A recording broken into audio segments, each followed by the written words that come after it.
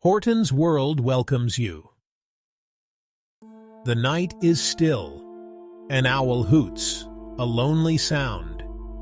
In these dark hours, whispers begin. They tell of creatures of the night, creatures that hunger. Their name hangs in the air, vampires. To understand the vampire, we must go back to the dawn of civilization.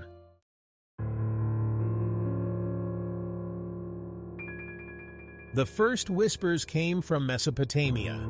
Here, in the shadows of grand temples, lurked the Ekimu and Utuku. They haunted the living, draining them of life. The Mesopotamians feared these creatures, offered sacrifices to appease them. These were among the earliest attempts to explain the unexplainable.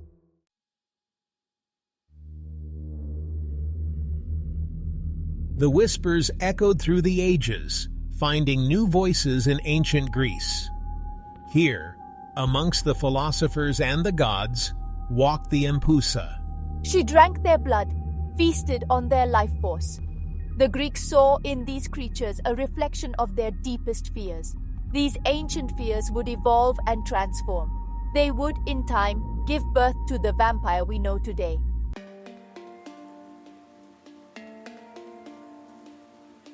The Tigris and Euphrates rivers snaked through Mesopotamia. They brought life and prosperity, but they also brought darkness. Along their banks, fear took root. The Mesopotamians could not escape the grip of the unknown. From this darkness emerged the first whispers of the vampire myth.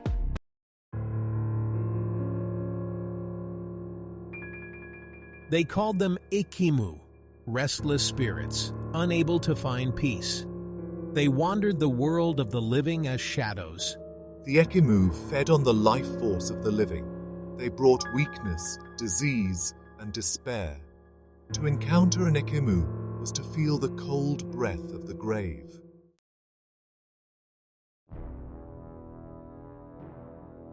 But the Ekimu were not the only terror.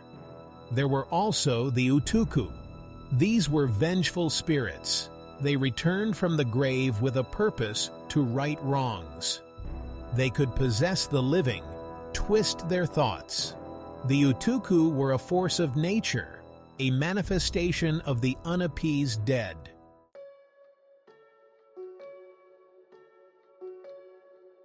Ancient Greece, a land of sunlight and olive groves. But beneath this veneer lay a primal fear, a fear of the unknown. For the Greeks, monsters lurked in the shadows. Their myths are filled with creatures of the night. Among these, the Empusa stands out as a terrifying precursor to the modern vampire.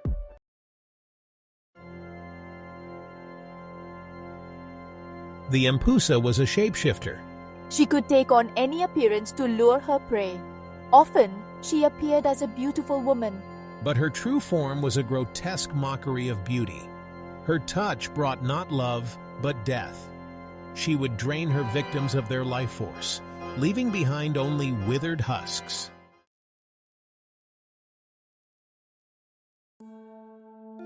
As the whispers of ancient Mesopotamia and Greece faded, a new darkness was brewing. In Eastern Europe, the vampire myth took shape. The Slavic people held a deep belief in the power of the earth.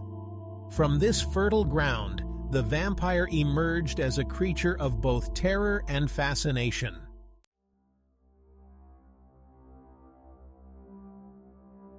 In the Balkan regions, the vampire went by many names, but none were as feared as the Vrikolakas. This creature craved blood, the essence of life itself. Villages lived in fear, taking elaborate precautions. Graves were dug deep, bodies staked through the heart.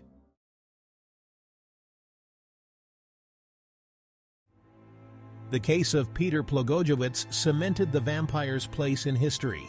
In the early 18th century, I died, or so everyone thought. But shortly after my burial, strange things began to happen. People fell ill and died, whispering of a dark figure. The villagers exhumed Plogojevich's grave. His body appeared lifelike, a trickle of blood on his lips. Convinced he was a vampire, they drove a stake through his heart.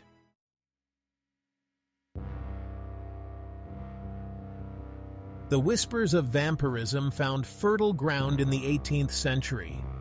In Medvedja, Serbia, the legend became reality with Arnold Paula. I claimed to have encountered a vampire, but when I died, villagers began to fall ill. The villagers exhumed Paola's body. His body showed little sign of decay. A reddish fluid stained his mouth. Paola was declared a vampire, his body staked and burned.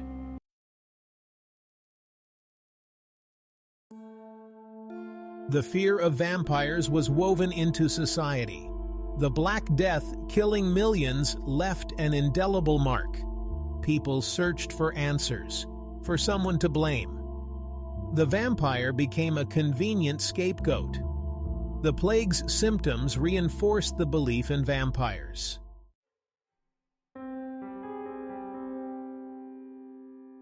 Medical conditions were shrouded in mystery and fear. Diseases like tuberculosis were mistaken for signs of vampirism. Victims fit the profile of those preyed upon by the undead. Even natural decomposition was seen as a sign of vampirism. The dead were not always content to stay dead. The legend of the vampire provided a terrifying answer.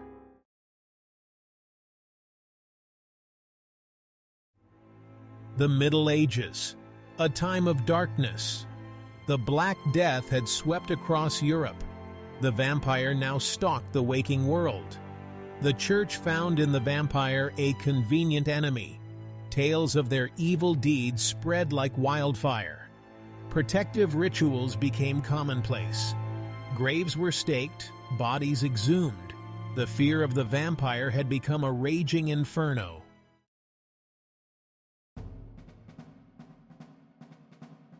As the Middle Ages gave way to the Renaissance, the grip of the vampire on the human imagination showed no signs of weakening. In the 15th century, a real-life figure emerged, Vlad the Impaler, or Dracula. Vlad was a prince, a warrior, known for his ruthlessness. He fought to defend his lands against the Ottoman Empire. Impalement became his signature. Whispers of his cruelty spread far and wide. Vlad the Impaler embodied many traits that would later define the literary vampire.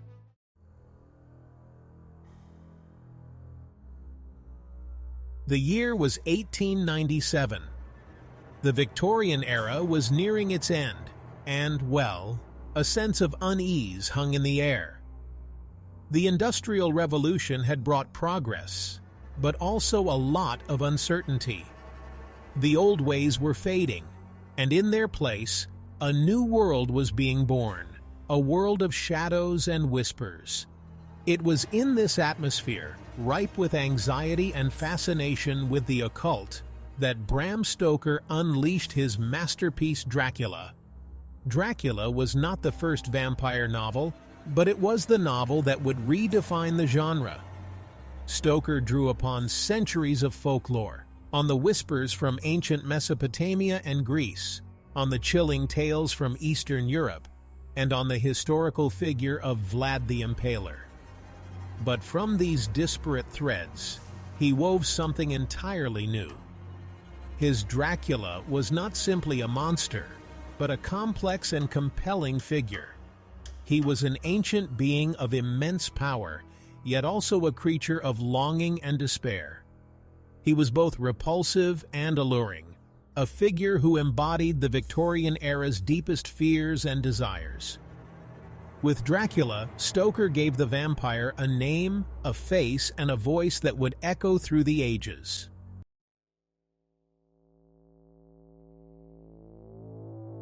From page to screen, the immortal Count. Dracula, once confined to the printed page, did not remain there for long. The 20th century, with its technological advancements and its insatiable appetite for entertainment, provided new avenues for the vampire myth to flourish. The flickering images of early cinema found in Dracula a perfect subject, a creature of darkness that seemed to come alive in the shadows of the silver screen. From the silent terror of F.W. Murnau's Nosferatu to the gothic grandeur of Bela Lugosi's iconic portrayal in Universal's 1931 Dracula, the vampire became a staple of horror cinema. Each adaptation brought something new to the myth, shaping and reshaping the public's perception of these creatures of the night. But the vampire's journey on screen did not end with the classic horror films. As the decades passed, the vampire evolved, reflecting the changing anxieties and fascinations of society. From the Hammer horror films, with their more sensual and violent depictions, to the comedic takes and the teenage vampire heartthrobs of later years, Dracula's legacy continued to inspire and terrify.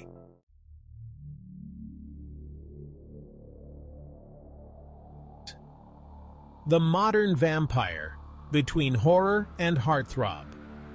The late 20th and early 21st centuries saw a resurgence of the vampire myth in popular culture. But unlike the vampires of old, these creatures were not always relegated to the shadows. They walked among us, sometimes hiding in plain sight, sometimes embracing their true nature. They were the heroes, the anti-heroes, and the villains of countless books, movies, and television shows. Anne Rice, with her Vampire Chronicles, gave us vampires who were both tortured and seductive, creatures of immense power grappling with their own humanity, or lack thereof. The Buffy the Vampire Slayer universe, spanning television and comics, presented a world where vampires were not just monsters, but metaphors for the challenges and complexities of growing up. And then there was Twilight. Stephenie Meyer's series and the subsequent film adaptations sparked a global phenomenon, turning vampires into romantic heroes, objects of desire rather than fear. The vampires of Twilight were beautiful, tormented, and ultimately relatable to a generation grappling with their own sense of identity and belonging.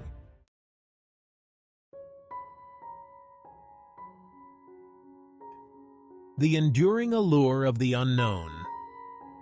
From the ancient deserts of Mesopotamia to the bustling cities of the modern world, the vampire has journeyed through time, leaving an indelible mark on our collective imagination. These creatures, born of darkness and fear, have haunted our nightmares and fueled our fantasies for centuries. We have sought to explain them, to rationalize their existence, to find a place for them in a world increasingly governed by science and reason.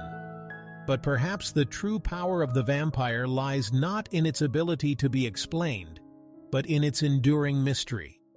The vampire, with its thirst for blood, its promise of immortality, and its existence on the fringes of life and death, speaks to something deep within the human psyche. It represents our primal fears, our fascination with the unknown, and our own mortality. The vampire is a shapeshifter, both literally and figuratively. It has taken on many forms throughout history, adapting to the anxieties and desires of each era. From the vengeful spirits of ancient myths to the romantic heroes of modern fiction, the vampire has reflected our evolving relationship with the darkness that lies both within and beyond ourselves.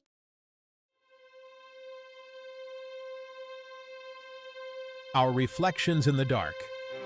The vampire, for all its monstrous qualities, is ultimately a reflection of ourselves. It embodies our capacity for both good and evil, for love and hate, for life and death. In its thirst for blood, we see our own primal urges, our own hunger for connection, for sustenance, for something that transcends the ordinary. In its immortality, we confront our own mortality, our fear of aging, of decay, of the inevitable end that awaits us all. And in its existence on the fringes of society, we see a reflection of our own desires for acceptance, for belonging, for a place in a world that often feels cold and unforgiving. The vampire myth, then, is not simply a collection of stories, but a mirror to the human soul. It allows us to explore the darkest corners of our own nature, to confront our fears, and to grapple with the big questions of life, death, and what might lie beyond. And as long as these questions continue to haunt us, the vampire will continue to fascinate, to terrify, and to remind us that sometimes the most terrifying monsters are the ones we create ourselves.